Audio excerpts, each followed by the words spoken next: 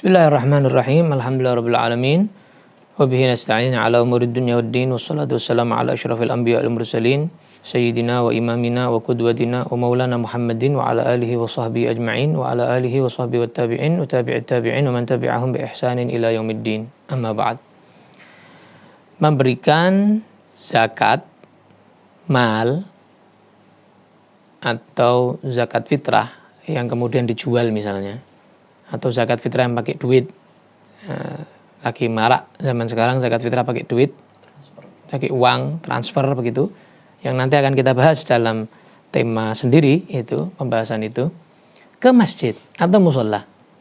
Wah, masjidnya ini lagi bangun menara, lagi bangun kubah, butuh uang banyak ini, bulan Ramadan kesempatan, uang akeh sing zakat. Padahal zakat itu tidak harus bulan Ramadan. Haul itu kan tidak mesti. Masa satu Indonesia semua sepakat, reuni sepakat begitu ibaratnya. Ayo kita mulai dagang Ramadan semua. Ya enggak. Ya, ini juga nanti perlu kita bahas dalam satu tema lagi tentang haul zakat. Ya. Diberikan kepada masjid buat pembangunan masjid, imaratul masjid atau maslahatil masjid. Ya, untuk memakmurkan masjid, pembangunan atau cat plafon misalnya, lampu atau mihrab, mimbar begitu ya, sound, karpet misalnya, atau kemaslahatan masjid buat jamu, buat bisyarah ya. Bagaimana ini? Pertama begini, apakah masjid atau musalla itu apakah termasuk asnaf 8 yang mana mereka termasuk mustahik daripada zakat, yang mana sering kita dengar dan sudah mengakar di masyarakat, yang dosa-dosa mesti ngono fisabilillah. Dan ada yang membawa ibarah ya, referensi dari Imam Qaffal. Itu pun Imam Qaffal beliau menukil dari sebagian ulama dan sudah diteliti oleh para ulama bahwa pendapat yang dinukil oleh Imam Qaffal itu keluar dari 4 mazhab.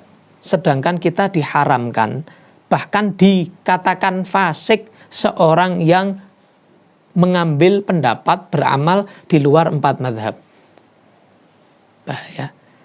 Jadi sepakat sebetulnya 4 mazhab ini.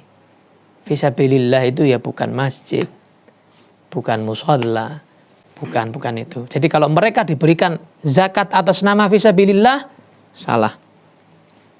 4 mazhab. 4 mazhab, salah. Baik. Atau begini, mau bangun masjid, musholla, atau pondok, kan nggak boleh ngasih zakat kepada masjid. Karena masjid ini bukan asnaf thamaniyah, atau musholla atau pondok, bukan termasuk golongan yang 8 tadi itu.